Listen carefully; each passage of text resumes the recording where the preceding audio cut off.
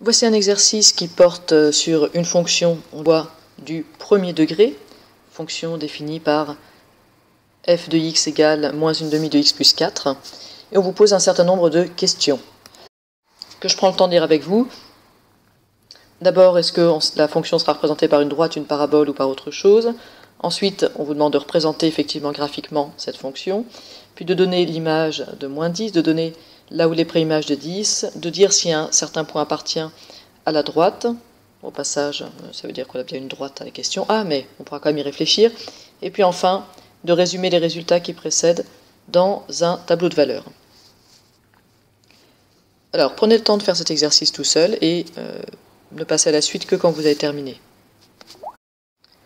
Alors, reprenons notre fonction, répondons à la première question. On a une fonction qui est de degré 1, et une fonction de degré 1, c'est représenté graphiquement par une droite.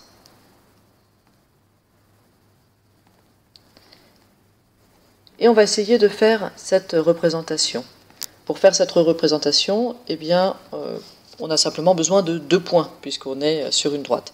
Donc soit on fait un petit tableau de valeurs avec 2 points, soit on fait, et c'est ça qu'on va faire ici, on cherche l'ordonnée à l'origine et la pente, et on travaille à partir de ça. Ici, que vaut l'ordonnée à l'origine? Eh bien, c'est le coefficient b qui nous le donne, en écrivant f de x égale a fois x plus b. Le coefficient b nous donne l'ordonnée à l'origine, et l'ordonnée à l'origine ici c'est 4. La pente, c'est donné par le coefficient a. Alors on parle aussi de coefficient directeur. On va dire la pente moins une demi, ce qui veut dire qu'on a une pente qui va être légèrement décroissante. Alors qu'est-ce que ça va donner sur le graphique? Eh bien, l'ordonnée à l'origine, qui est égale à 4, elle représente en fait l'intersection de la fonction avec l'axe OY, et donc j'ai l'ordonnée à l'origine ici. Autrement dit, c'est l'ordonnée, qu'est-ce que vaut Y quand X est égal à 0. Et puis pour la pente, moins une demi, je sais que ça va se représenter par une marche d'escalier du type V sur H, verticale sur horizontale. Verticale, moins 1, donc je descends de 1, horizontale, plus 2. Et je peux répéter cette marche d'escalier, et je peux aussi la faire proportionnellement, c'est-à-dire que je peux faire moins 3 sur 6 par exemple. Ça marche aussi.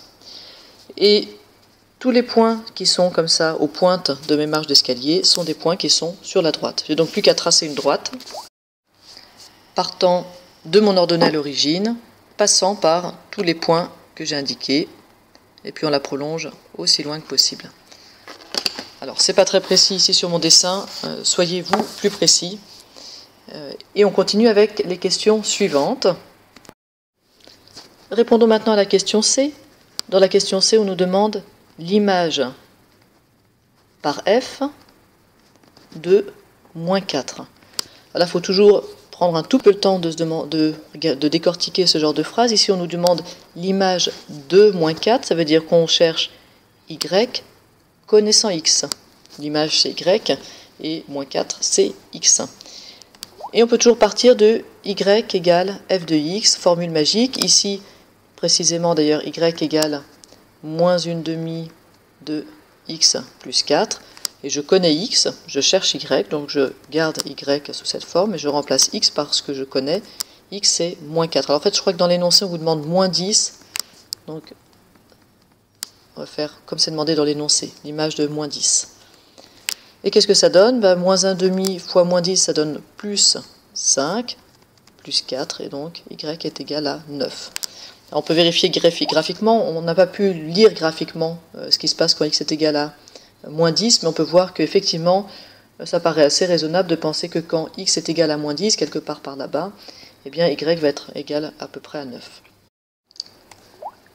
Alors on va faire la même chose avec la question D. Dans la question D, on demande là où les préimages, cette fois-ci de plus 10, préimages c'est pareil qu'antécédents, sont des synonymes, c'est x, et ça veut dire que plus 10 c'est y. Et je repars de ma formule magique, y égale f de x. y je connais, c'est 10, et donc je vais avoir 10 qui est égal à f de x. X, je ne connais pas, c'est ce que je cherche. Et je vais me retrouver donc avec une équation à résoudre de la forme 10 égale moins 1/2 de x plus 4. Alors plusieurs manières de résoudre cette équation, vous pouvez tout mettre sur 2 par exemple, faisons-le d'ailleurs, faisons ça. 20 sur 2 est égal à moins 1/2 de x plus 8 sur 2, donc 20 égale moins x plus 8. Je vais passer ici. J'ai donc 20 moins 8, c'est-à-dire 12, qui est égal à moins x, et finalement, moins 12 égale à x.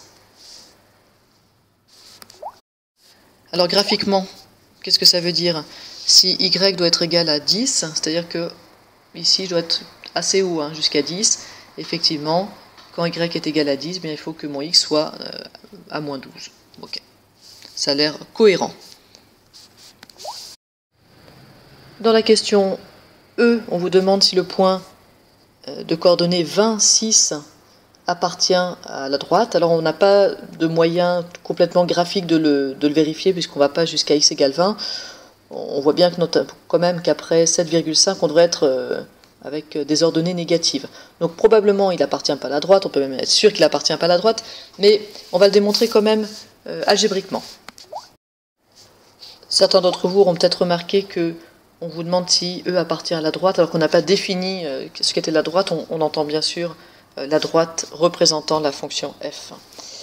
Alors, est-ce que E appartient à la droite? Comment savoir algébriquement si le point E de coordonnées 20, 6 appartient à la droite? Bien, dans les coordonnées 20, ça représente une abscisse x, y, ça représente une ordonnée 6, et je sais que pour qu'un point appartienne à la droite, il faut, formule magique, que y soit égal à f de x. Donc là, je vais regarder, est-ce que effectivement 6 est égal à f de 20? Alors je mets un point d'interrogation puisque je ne sais pas, c'est ce que je veux vérifier. C'est-à-dire, est-ce que 6 est égal à moins 1/2 fois 20 plus 4? C'est-à-dire, est-ce que 6 est égal à... Alors, moins 1/2 fois 20, ça fait moins 10. Moins 10 plus 4, moins 6. Donc, est-ce que 6 est égal à moins 6? Non. Donc, en fait, y n'est pas égal à f de x, et je peux en déduire que E n'appartient pas à la droite. Dans la dernière question, on nous demande de réunir les réponses données aux questions précédentes dans un tableau de valeurs. Alors, qu'est-ce qu'on a vu dans la question A pour dessiner la droite, ou la question B pour dessiner la droite? On a eu besoin de l'ordonnée à l'origine. On va donc l'indiquer dans le tableau. Quand x est égal à 0, y est égal à 4, ou f de x est égal à 4. Dans la question C, on a cherché l'image de moins 10, et on a vu que quand x est égal à moins 10, y est égal à 9. Dans la question D, on a cherché au contraire les préimages de 10. On a vu qu'il n'y en avait qu'une, et que c'était moins 12. Et puis dans la question E, on a un point qui n'appartient pas à la droite, qui n'a donc pas de raison de figurer dans ce tableau de valeurs, tableau dans lequel n'appartiennent que des couples x, y qui correspondent à des coordonnées de points sur la droite.